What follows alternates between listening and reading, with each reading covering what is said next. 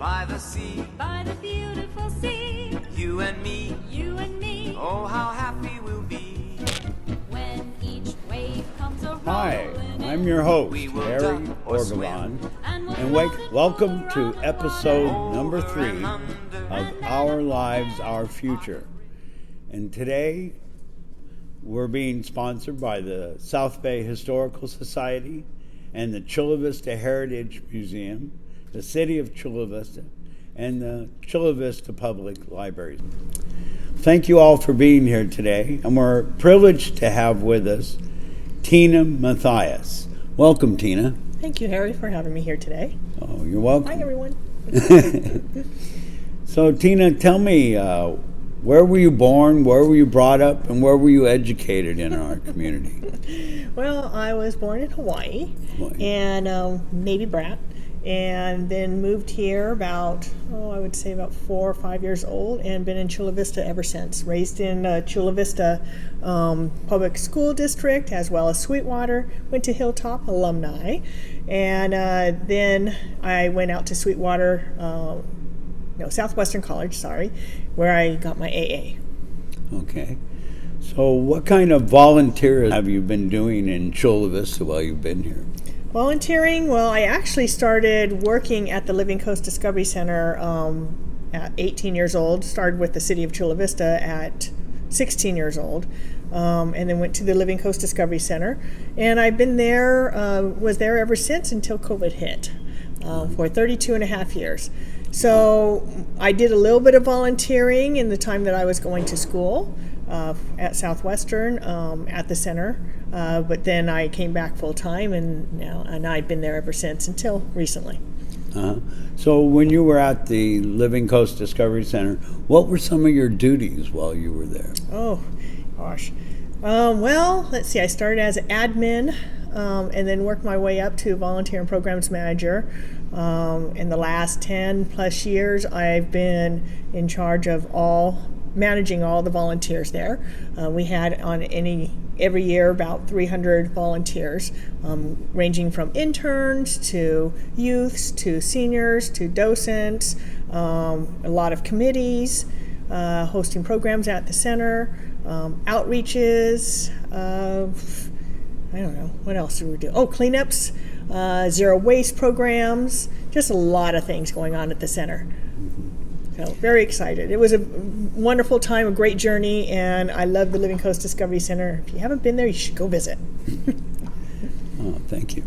Yeah, in the future, are you going to be doing other things connected with cleanups and things like that? Yes, I will be still hosting through this my new company, nonprofit, and we are a pending nonprofit, and it's called the South Bay Sustainable Communities Network.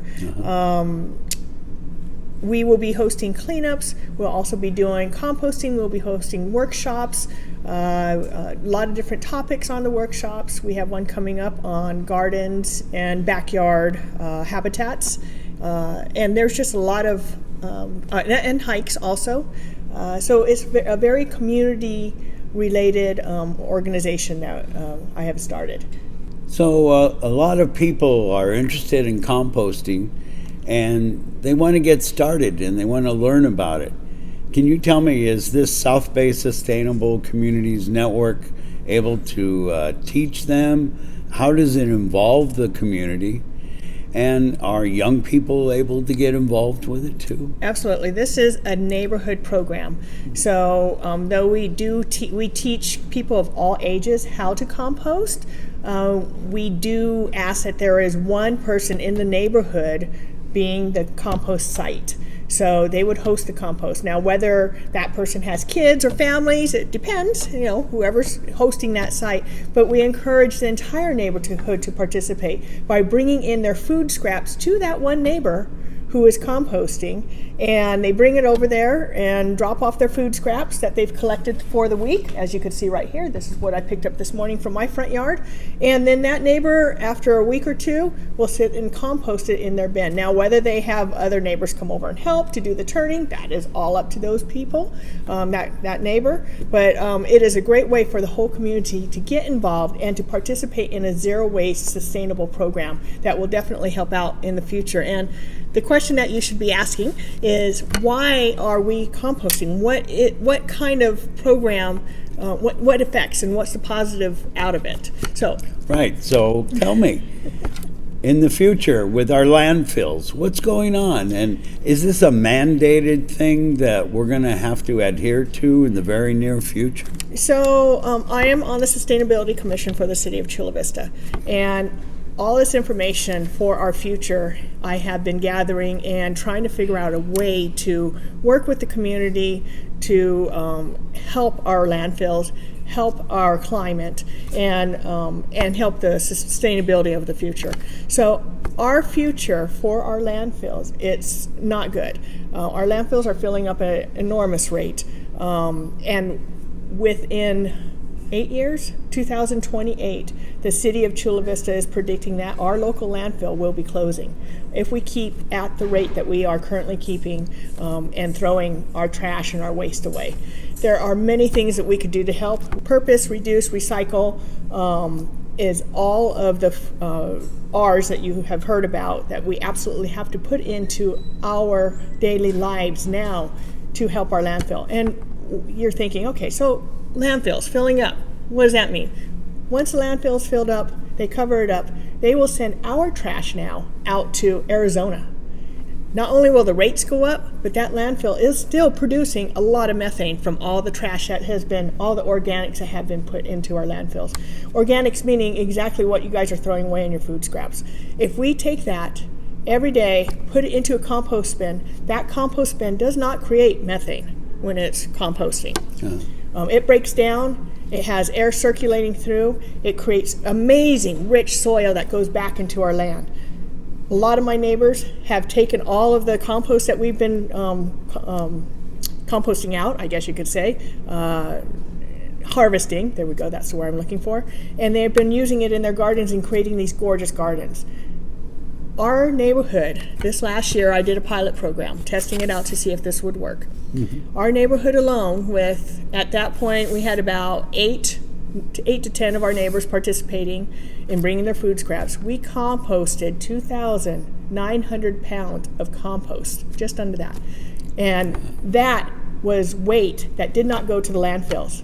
That, if every community in Chula Vista, if every neighborhood in Chula Vista can participate in a program like this, that is that much less going to our landfills, and also extending the life of our landfills.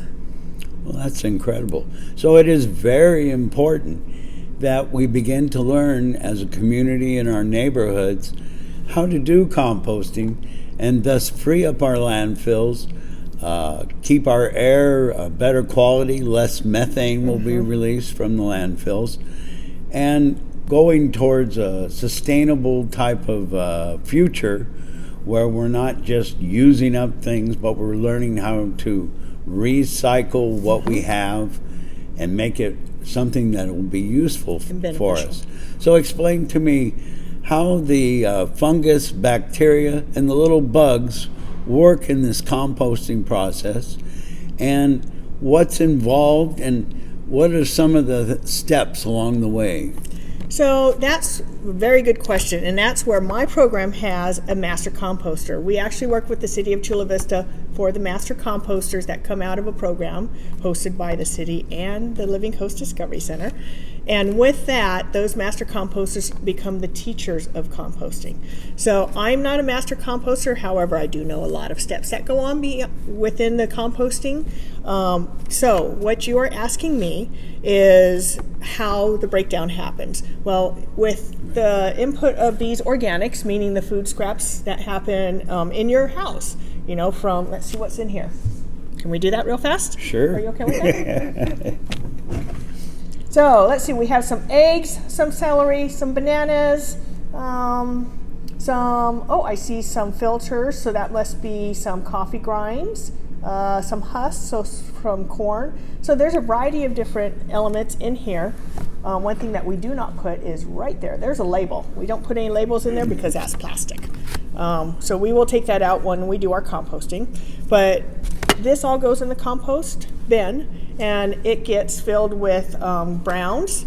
And these are what we would consider greens. The browns would be the sawdust, the straw, leaves in your garden. And this is all dry. That's why dry. it's brown. Yes, yes, this is why it's brown. So we pile it in layers in a compost bin.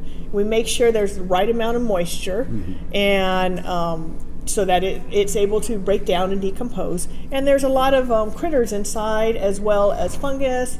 A lot of elements that help to break down, and the air that help to break down this entire cycle. Yeah. So that's why we do what do we do? A turning of the pile every couple of weeks. And also the temperature is very important too. Ours right now is running about 125. The compost bins do not need to be in the sun. They will break down and create their own heat as they're breaking down. So that's why we have a thermometer, and we'll show that in a little bit. But that's why we have a thermometer to stick in to see how hot that is getting. So that thermometer is sort of important, because then you know your fungus, bacteria, and little invertebrate bugs are breaking down. And yes, they're happy and they're breaking down. Yep. So show me the thermometer you use. So the average on the thermometer would be about 100 to 140 would be the top. And there you go. This is one that's been in a bin, so it's a little bit dirty. And this just goes inside of the bin, and it sits there and reads it. And we check ours every couple of days just to make sure it's not getting too hot. If it's getting too hot, then you're actually going to cook all those good bacteria, good organisms in there that are breaking that down. So you will want to open it up, and that honestly, that will have to be turned if it gets too hot. So there's a whole process going on, the right level. A lot of elements you need to look at when you're working with a compost bin. But that's where we make it simple.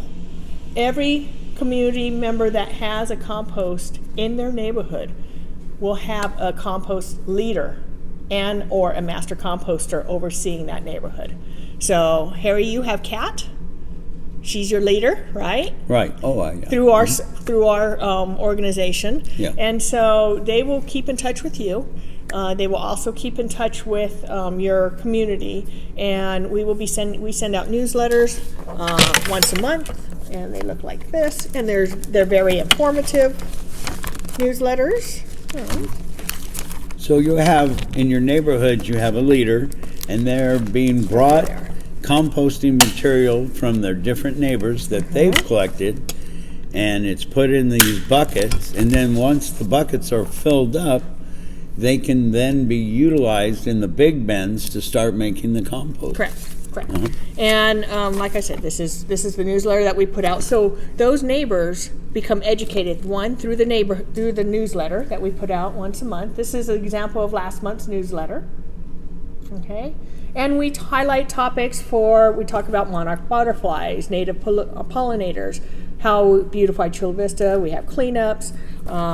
We talk about sustainable cleaning alternatives. We have different topics for education in the newsletters, and local businesses are highlighted too that are sustainable. So we really want to keep this a local program, and so that everyone can connect with it.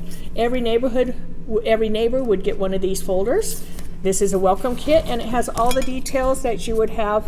Your contact information, that you're pledging to be sustainable, meaning that you're saving on water, you're saving on food, you're going to find ways to save energy, transportation, every way that you could change your daily habits and your daily lives to be more sustainable.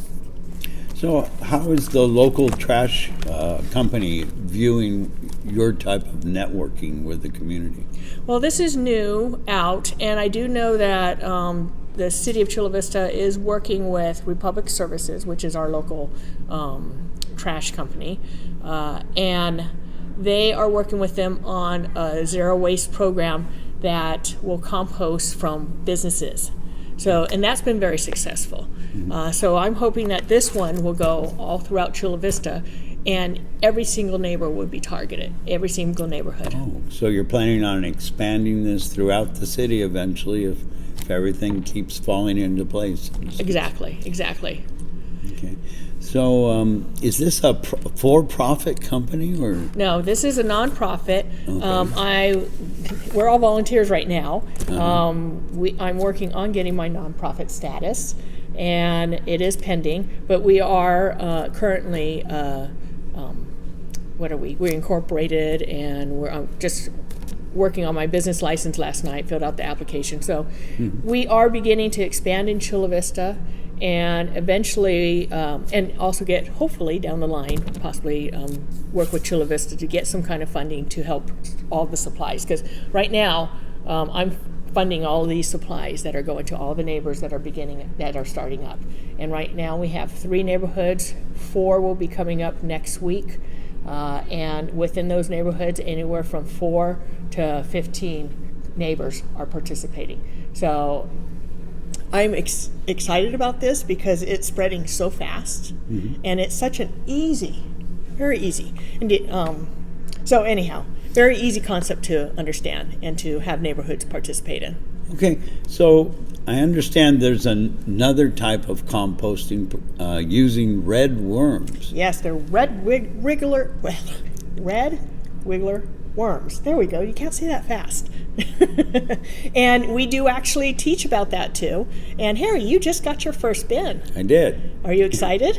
Oh yeah, I bought them some. I bought some watermelons so they can have the rinds because I know that's one of their favorites. Yes, yeah. That is their favorite food. Yeah. So we do have, and I'm just going to go right over here and take a little. I didn't bring any worms with me, but you'll see them on the pictures.